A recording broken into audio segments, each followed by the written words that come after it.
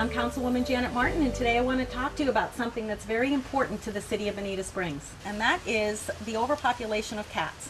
The city of Bonita Springs, though, however, has a fantastic program in place, and we're doing our part with a lot of great volunteers to handle this situation. And what we've started is the TNR program, and that stands for Trap, Neuter, and Release. So what you're doing is that you are helping by trapping a feral or wild cat.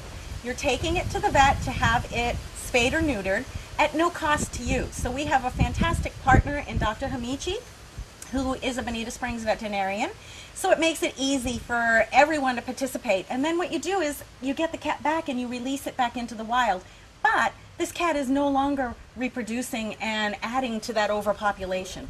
So if you consider that one female cat can have babies when she's only 4 months old, and in the wild, feral cats usually can produce 3 to 5 kittens, and out of that 3 to 5, if even 1 or 2 are female, they're going to start reproducing at 4 months of age, and they can have up to 5 litters a year. So that's hundreds and hundreds of cats.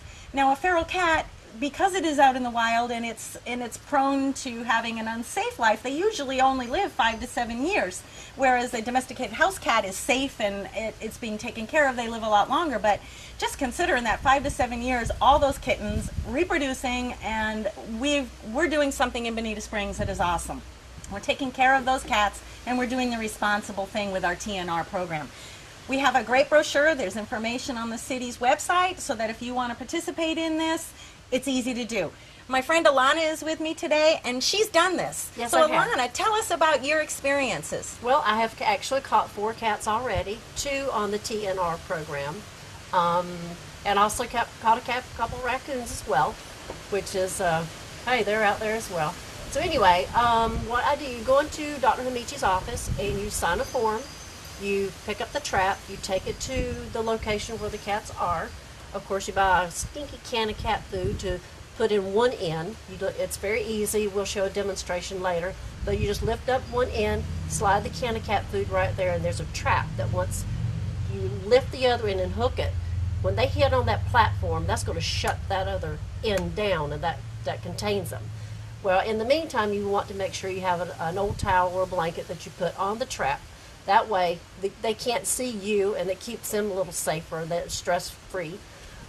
You lift it up to see if it's a raccoon or a cat or what have you, and then if it's a cat, then of course you take it to Dr. Hamichi. He's open 7 days a week, so you don't have to do the 2, like in Lee County and places. I understand that they are only certain days a week and certain times that you can do it. Well, he's there, pretty much all the time, he said. So you just drop him off. He'll let you know when it's ready. You pick them up.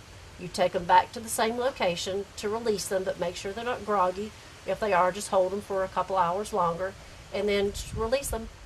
So they're going back out. They're going back to their home. And the important thing is that this is at no cost to the residents. They can do this, and it won't cost them a dime. Exactly. All it is going to cost them is some time. Exactly. And the thought process of be sure to consider that when you are setting this trap that you're going to catch the cat pretty quickly. Food is a great motivator to get them to go into the trap. You want to make sure that you've got the time to be able to drive this cat then to Dr. Hamichi's office. So don't set the trap unless you're ready to make that commitment to take the cat over to the office. Correct. And you never want to, again, put it in the sun, and you want to, get it to him as soon as possible. And what's a good time of day, do you think, in your experiences, to set that trap? In mine, because I do it at work, I do it in the mornings because, of course, everybody's hungry in the morning. And I usually catch them within a couple hours, it seems like. That's great. Yep. So I didn't do that. And when I had a trap set, I set it at night, and I got the raccoon. Correct.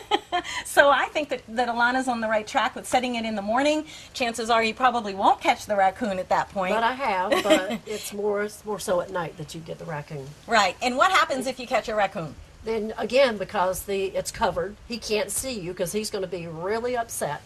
You just stay behind, unhook it at the end, and just pull it up, let him out, and then just shoo him out. And he's going to be more afraid of you, so he's going to want to just leave that trap anyway. Exactly. Now we're going to demonstrate how to set a trap.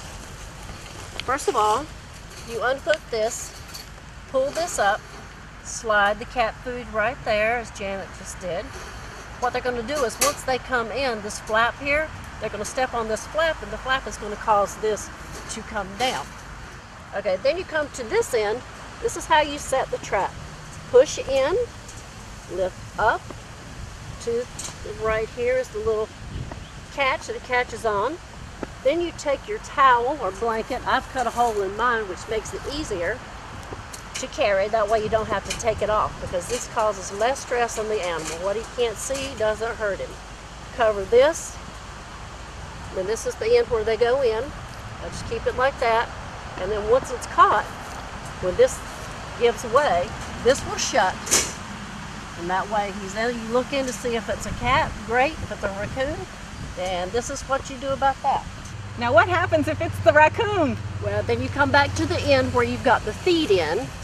You lift this up and stand behind the trap, because you don't want him to be too upset. Like I said, with the towel on, it's very important because he can't see you. What he can't see doesn't hurt him, he thinks. So you just unhook the hook, stand back, lift this up, and shoo him out. And I bet that's what they want to do. Exactly. They don't want to stay around for long. And now what do we do if it's a cat? Then you just grab the handle and off to Dr. Hamichi's we go.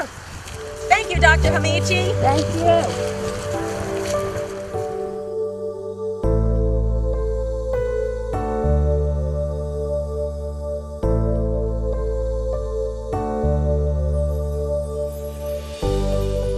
Hi, How are Doctor. you? I'm Janet. I'm Dr. Hamish. Nice meeting you. Hi, I'm Milana. Nice meeting you. How are you? And hi. Hi, Your Honor. I'm Janet. I'm Craig Layton. I'm a retired Command Sergeant Major, United States Nice to Army. meet you. Milana, nice to meet It's you. a pleasure. Thank you.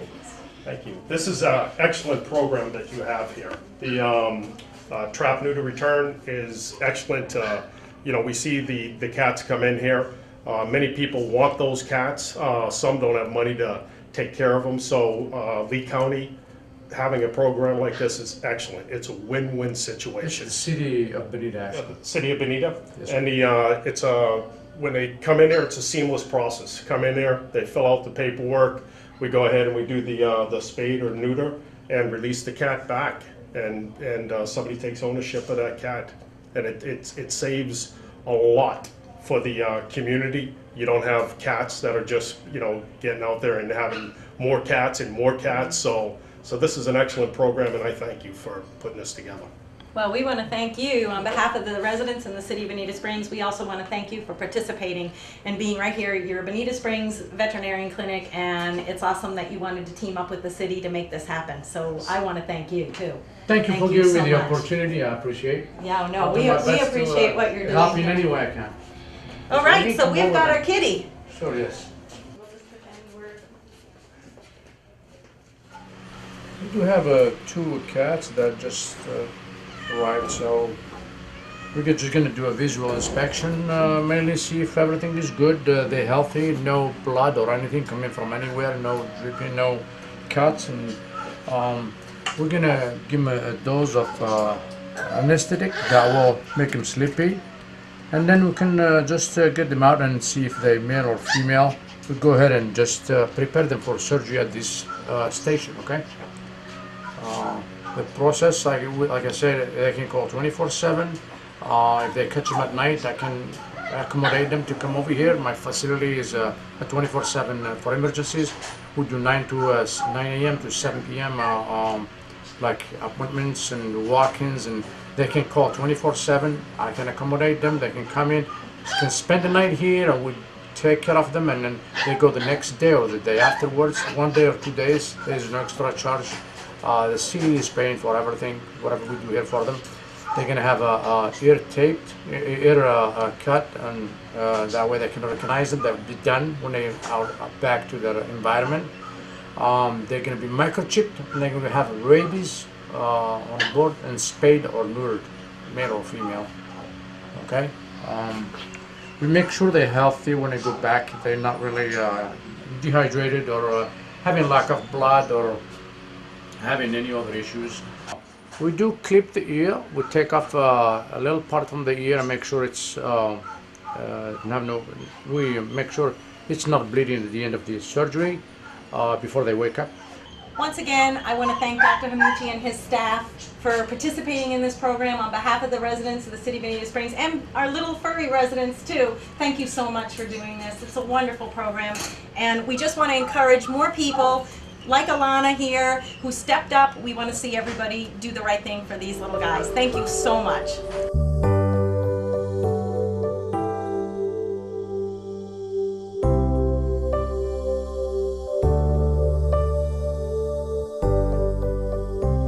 Well, I think that this is a great program. There's no reason why we can't all participate in this.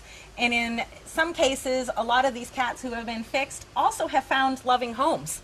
I know that you've been very instrumental in finding safe homes for these cats too. And a lot of times a feral cat can make a loving, wonderful pet. And other times they're just too feral and they're going to do better to be fixed and re-released. The one thing we want you to know too is that if you catch a cat or you see a feral cat out that has a notch in their ear, that means they have already been spayed or neutered. And that's a good way so you can tell from a little bit of distance away. If you see a notch in the cat's ear, then you know that that cat has already been spayed or neutered. Correct. Now, what's really important for you all to understand is that Alana and I are just residents of the City of Bonita Springs. We recognized that there was a problem with feral cats, and this was something that we decided we could help with, and that we know that these are also called have-a-heart traps, and the two of us are good representations of having a heart and going out there and helping these animals. Now, I had no idea how to set a trap. Did you?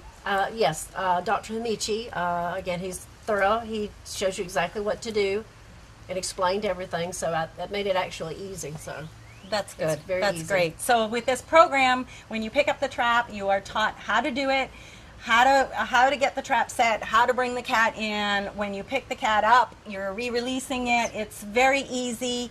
But again, I just want to stress that we're just regular residents, regular citizens, and neither one of us have any kind of dog or cat control population backgrounds. We're just participating in this wonderful TNR program that the City of Bonita Springs has put in place. There are two people that we need to thank for helping to establish this program within the City of Bonita Springs, and that's Councilwoman Martha Simons and Donna Ward from Lee County Animal Services. We need to thank them for reaching out to Dr. Hamichi and getting him involved in this program, because without him we wouldn't have a program. Correct. So we want to thank them for having a heart and doing the right thing, and I want to thank my friend Alana for having a heart. Thank you.